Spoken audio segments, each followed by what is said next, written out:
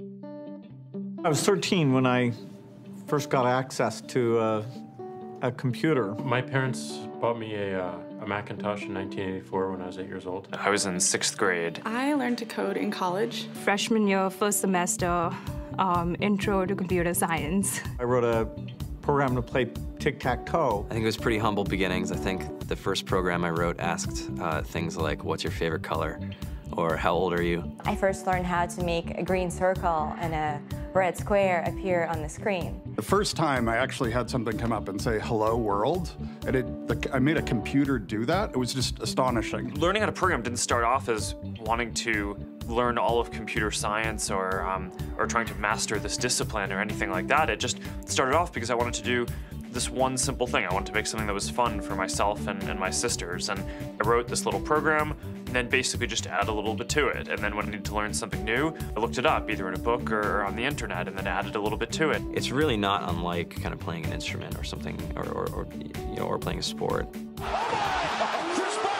It starts out being very intimidating, but you kind of get the hang of it over time. Coding is something that can be learned, and I know it can be intimidating. A lot of things are intimidating, but you know, what isn't? A lot of the coding that people do is actually fairly simple. It's more about the process of breaking down problems than sort of coming up with complicated algorithms as people traditionally think about it.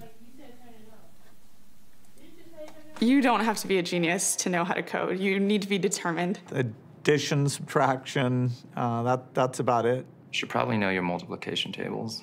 You don't have to be a genius to code. Do you have to be a genius to read? Even if you want to become a race car driver or play baseball or build a house, all of these things have been turned upside down by software. What it is, computers are everywhere. You want to work in agriculture? Do you want to work in entertainment? Do you want to work in manufacturing? It's just all over.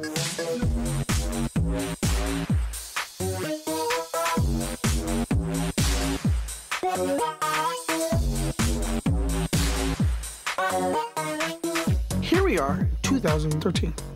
We all depend on technology to communicate, to bank, information, and none of us know how to read and write code.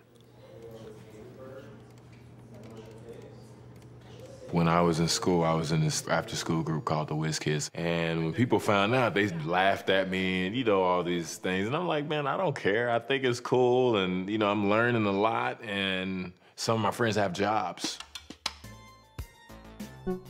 Whether you're trying to make a lot of money or whether you just want to change the world, computer programming is an incredibly empowering skill to learn. I think if someone had told me that software is really about humanity, that it's really about helping people by using computer technology, it would have changed my outlook a lot earlier. To be able to actually come up with an idea and then see it in your hands and then be able to press a button and have it be in millions of people's hands.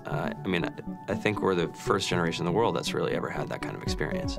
Just to think that, you can start something in your college dorm room and you can have a set of people who haven't built a big company before come together and build something that 1 billion people use as part of their daily lives is just crazy to think about, right? It's humbling and it's amazing. The programmers of tomorrow are the wizards of the future. You're going to look like you have magic powers compared to everybody else. I think it's amazing. I think it's the closest thing we have to a superpower.